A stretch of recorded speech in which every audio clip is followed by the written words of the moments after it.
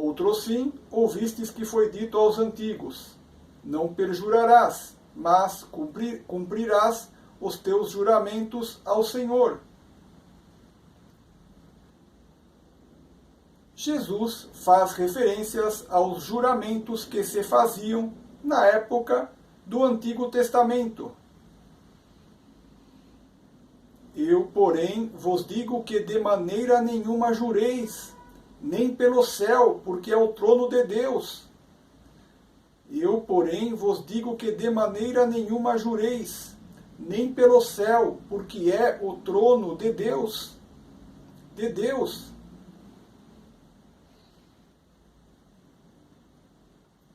Jesus pede para que se abandone o antigo preceito de jurar sob todas as formas. Jesus diz que não se deve jurar pelo céu, onde reina Deus. Imagine-se que alguém jure pelo céu, com isto talvez tentando oferecer confiança a quem recebe a promessa. Mas Jesus provavelmente quis então alertar que o céu é sagrado, trono de Deus, e então não se deve utilizá-lo como meio para juramento. Nem pela terra, porque é o escabelo de seus pés, nem por Jerusalém, porque é a cidade do grande rei.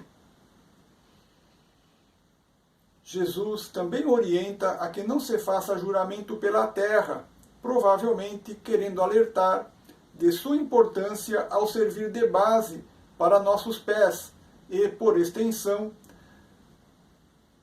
também apresentar a sua sacralidade, de forma que a terra não deve ser utilizada como meio para juramento, ao Jesus orientar que também não se deve jurar por uma cidade que sustenta e beneficia toda uma população e onde está estabelecido o poder político organizador.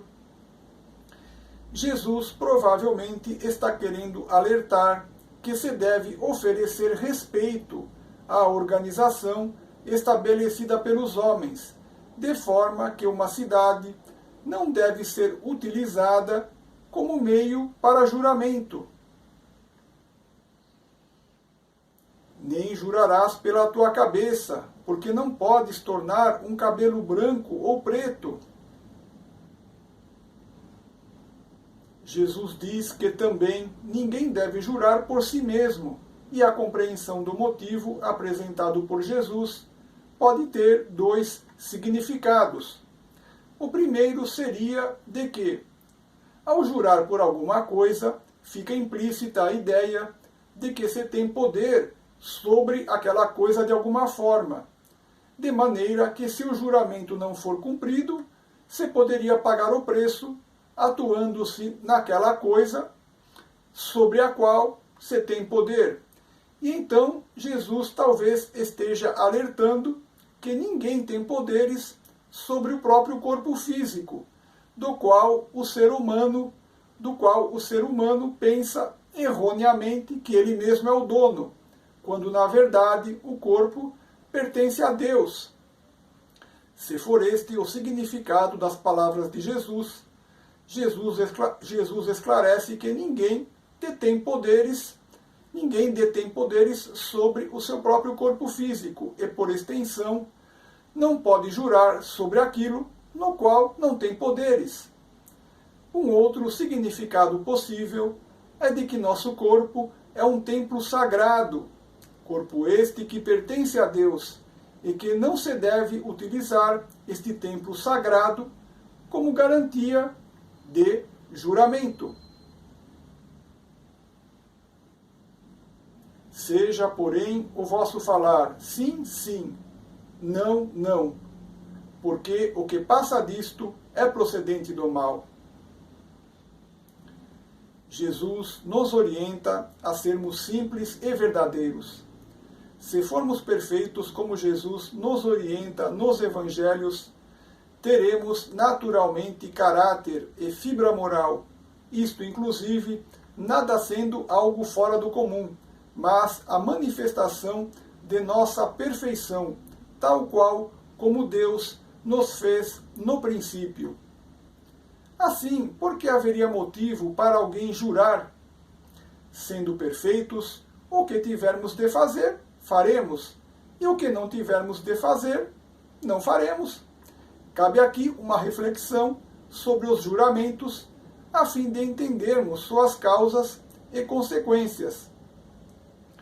Nossa comunicação com os interlocutores deve ser simples e direta, procedente de nossa verdade interior. Note que, quando alguém jura, o faz por algum motivo. O motivo básico de um juramento é que a pessoa que jura quer garantir de alguma forma que cumprirá a sua palavra para com a outra pessoa a quem ela jura. Ora, se alguém faz isto, jurar para tentar garantir o que diz, o faz por algum motivo. O homem, sendo pecador, dificilmente juraria por um motivo bom, e o que normalmente vemos são pessoas jurando porque desejam enganar alguém. Promessas, juramentos e palavras de convencimento, vinda de pecadores, visam aquietar a atenção e as providências que a pessoa que recebe estas palavras deveria adotar. Visam enganar a pessoa que recebe estas palavras, pois quem emite as promessas, os juramentos e as palavras de convencimento deseja auferir lucro ou vantagem de alguma forma sobre a quem engana. Por outro lado, também há erro em quem jura, mesmo sem más intenções. Se alguém jura sem uma má intenção, sem desejo de enganar o seu próximo, desvaloriza a sua perfeição interior, porque está tentando passar a imagem de que é perfeito sem necessidade. Ou seja, está assumindo uma imagem externa de que é imperfeito interiormente, sendo que já se é perfeito, tentando garantir o erro desta perfeição interior, que é mentira, pois se é perfeito, com as palavras de um juramento, de forma que, agindo assim, macula com palavras externas sua natureza interior divina e perfeita, pois menciona implicitamente a imperfeição, o que é uma mentira, sobre aquilo que já é perfeito. Ainda, se alguém jura com uma boa intenção, com um bom motivo, está talvez tentando garantir a outrem ou a si mesmo que fará alguma coisa que, por algum motivo, tem dificuldade em executar, por algum tipo de incapacidade ou impedimento.